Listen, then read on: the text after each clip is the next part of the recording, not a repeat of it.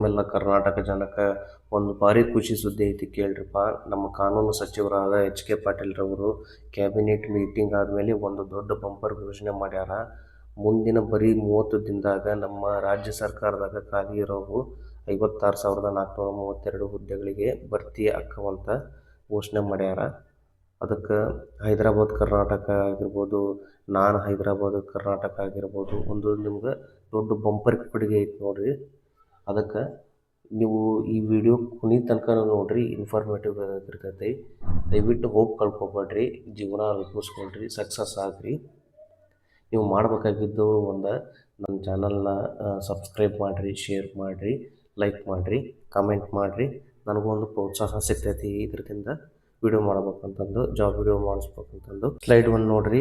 ಹುದ್ದೆಯ ವಿಧ: ಸಾಮಾನ್ಯ ವಲಯದ ಹುದ್ದೆಗಳು ಅಂದ್ರೆ ಜನರಲ್ ಕ್ಯಾಟಗರಿ ಅಂದ್ರೆ ನಾನ್ ಎಜುಕೇಟೆಡ್ವರಿಗೆ ಎಷ್ಟು ಹುದ್ದೆಗಳು ಅದಾವ ಅಂತಂದ್ರೆ 24,300 ಹುದ್ದೆಗಳು ಅದಾವು. ಆಮೇಲೆ HKದವ್ರಿಗೆ ಎಷ್ಟು ಅದಾವಪ್ಪ ಅಂತಂದ್ರೆ 32,132 ಹುದ್ದೆಗಳು ಖಾಲಿ ಅದಾವು. ಟೋಟಲ್ ನೋಡ್ರಿ 56,432 ಹುದ್ದೆಗಳು ಅದಾವು. ನೆಕ್ಸ್ಟ್ ಒಂದು ನೋಡ್ರಿ, ಸ್ಲೈಡ್ 2. ಹುದ್ದೆಗಳ ವಿವರ ಯಾವಾಗ ತಿಳಿಯುತ್ತದೆ ಅಂತ. ನಾನಿಲ್ಲಿ ಪ್ರೆಸೆಂಟೇಷನ್ ಪ್ರಕಾರ ನಾನು ವಿವರಣೆ ಕೊಡ್ಕೊಂತ ಹೋಗ್ತಿರ್ತೇನೆ. ನಿಮ್ಗೆ ಒಂದು ವೇಳೆ ಆ ವಿವರಣೆ ಕೊಡೋದ್ರೊಳಗೆ ಏನಾರ ಫಾಸ್ಟ್ ಅನ್ಸಪ್ಪ ಅಂತಂದ್ರೆ ನೀವು ಅದನ್ನ ಸ್ಲೈಡ್ಗಳನ್ನ ಅಂದ್ರೆ ವಿಡಿಯೋ ನೋಡಬೇಕಾದ್ರೆ ಅದನ್ನ ಪಾಸ್ ಮಾಡಿರಿ. ವಿಡಿಯೋ ಬಗ್ಗೆ ವಿವರಣೆ ಕೊಡಬೇಕಾದ್ರೆ ನೀವೇನು ಮಾಡಿರಿ, ಅದನ್ನು ಪಾಸ್ ಮಾಡಿಕೊಂಡು ಆ ವಿಡಿಯೋಗಳನ್ನ ಸ್ಲೈಡ್ಗಳನ್ನ ವಿವರಣೆಯನ್ನು ನಾ ಏನು ಓದ್ತಿರ್ತೇನಲ್ಲ ಅದನ್ನ ಸ್ಲೈಡ್ ಕೊಟ್ಟಿರ್ತೇನೆ, ಅದನ್ನು ನೀವೇನು ಮಾಡಿರಿ ಓದ್ಕೊಡ್ರಿ. ಸ್ಲೈಡ್ 2ದಾಗ ನೋಡ್ರಿ, ಹುದ್ದೆಗಳ ವಿವರ ಯಾವಾಗ ತಿಳಿಯುತ್ತದೆ ಅಂತಂದೈತಿ.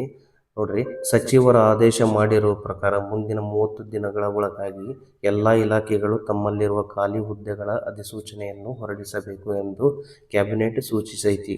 ನೆಕ್ಸ್ಟ್ ಪಾಯಿಂಟ್ ನೋಡ್ರಿ, ನಿಖರವಾದ ಮಾಹಿತಿ: ಮಾರ್ಚ್ ಅಥವಾ ಏಪ್ರಿಲ್ ತಿಂಗಳ ಮೊದಲ ವಾರದಲ್ಲಿ ಪ್ರತಿಯೊಂದು ಇಲಾಖೆಯು, ಉದಾಹರಣೆಗೆ ಪೊಲೀಸ್ ಇಲಾಖೆ ಆಗಿರ್ಬೋದು, ಶಿಕ್ಷಣ ಇಲಾಖೆ ಆಗಿರ್ಬೋದು, ಕಂದಾಯ ಇಲಾಖೆ ಆಗಿರ್ಬೋದು, ಅಧಿಕೃತ ಪಟ್ಟಿ ಬಿಡುಗಡೆ ಮಾಡ್ತೈತಿ ಈ ಹುದ್ದೆಗಳದ್ದು. ನೆಕ್ಸ್ಟ್ ಸ್ಲೈಡ್ 3 ಒಳಗೆ ನೋಡ್ರಿ, ನಿರೀಕ್ಷಿತ ಇಲಾಖೆಗಳು ಮತ್ತು ಹುದ್ದೆಗಳು ಅಂದ್ರೆ ಎಕ್ಸ್ಪೆಕ್ಟೆಡ್ ಪೋಸ್ಟ್ಸ್ ಅಂತಂದು. ಸಾಮಾನ್ಯವಾಗಿ ರಾಜ್ಯ ಸರ್ಕಾರದಲ್ಲಿ ಇಷ್ಟು ನೋಡ್ರಿ, ನಿರೀಕ್ಷಿತ ಇಲಾಖೆಗಳು ಮತ್ತು ಹುದ್ದೆಗಳು ಅಂದ್ರೆ ಎಕ್ಸ್ಪೆಕ್ಟೆಡ್ ಪೋಸ್ಟ್ಸ್ ಅಂತಂದು ಸಾಮಾನ್ಯವಾಗಿ ರಾಜ್ಯ ಸರ್ಕಾರದಲ್ಲಿ ಇಷ್ಟು ದೊಡ್ಡ ಪ್ರಮಾಣದ ನೇಮಕಾತಿ ನಡೆದಾಗ.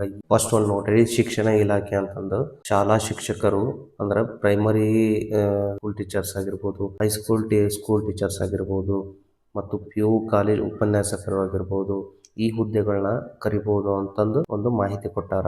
ಆಮೇಲೆ ಗೃಹ ಇಲಾಖೆದಾಗ ಅಂದ್ರೆ ಪೊಲೀಸ್ ಕಾನ್ಸ್ಟೇಬಲ್, PC ಮತ್ತು PSI ಹುದ್ದೆಗಳು ಅವು ಬರಬಹುದು. ಆಮೇಲೆ ಕಂದಾಯ ಇಲಾಖೆಗಳು ಥರ್ಡ್ ಒಂದು, ಗ್ರಾಮಾಡಳಿತ ಅಧಿಕಾರಿ ಅಂದ್ರೆ ವಿಲೇಜ್ ಅಕೌಂಟೆಂಟ್ ಅಡ್ಮಿನಿಸ್ಟ್ರೇಟಿವ್ ಅಂತಂದು.